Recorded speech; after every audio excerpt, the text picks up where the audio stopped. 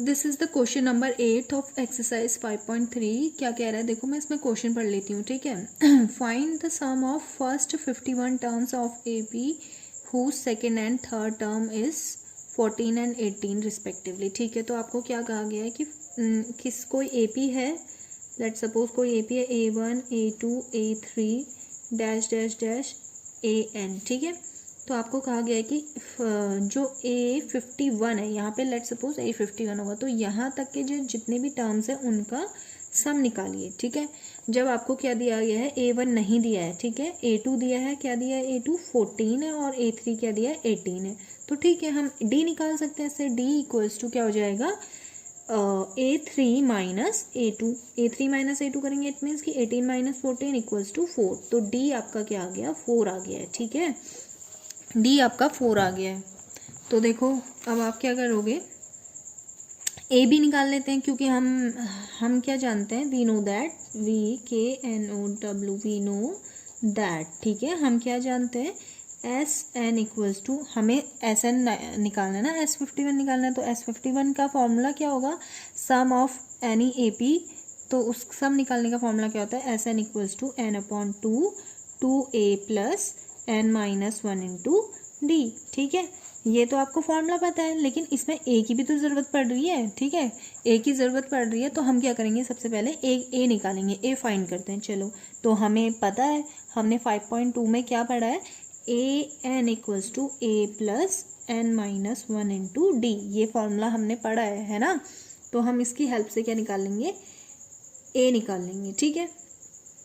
पहले हम क्या निकालते हैं, देखो पहले हमें दिया हुआ है क्या, A2 की वैल्यू दी हुई है और A3 की वैल्यू दी हुई है। तो हम ठीक है, इसमें A2 की वैल्यू रखते हैं। तो A2 क्या है हमारा, 14 है, ठीक है।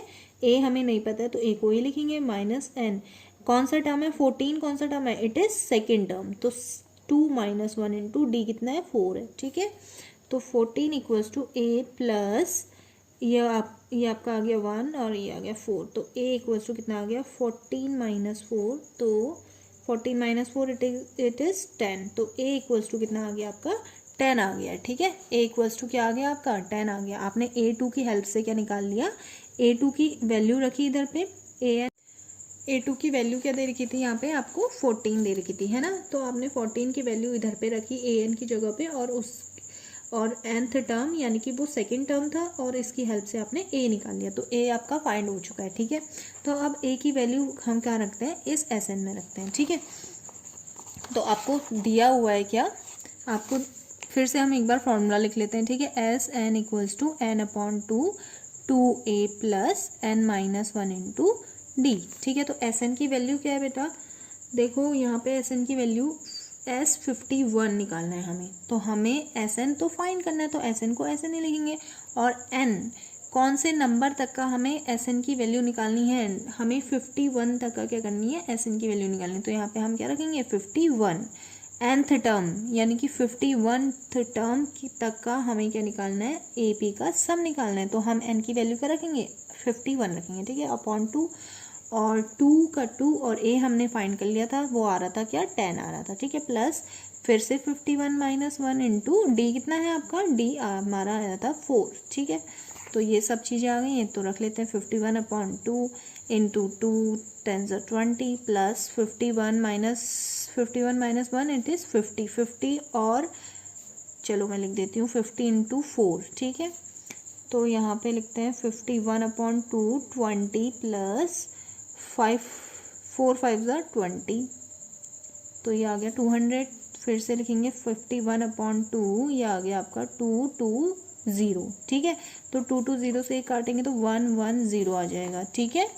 तो उसके बाद क्या, तो यहाँ पे आपने 2 से इसको काटेंगे तो क्या कितना आ जाएगा, 110। और 110 को 51 से मल्टीप्लाई करेंगे तो कितना आ जाएगा आपका 5610। तो ये क्या है, S51 की वैल्यू है, ठीक है। S51 का मतलब क्या है, आपने जो AP सपोज करी थी A1 A2 A3 dash dash A51 तक, आपके जो A51 तक का जितने भी नंबर्स हैं AP के, उन सब का सम अप कितना है, 5610। आई होप आपको ये क्वेश्चन बहुत अच्छे से आ गया होगा।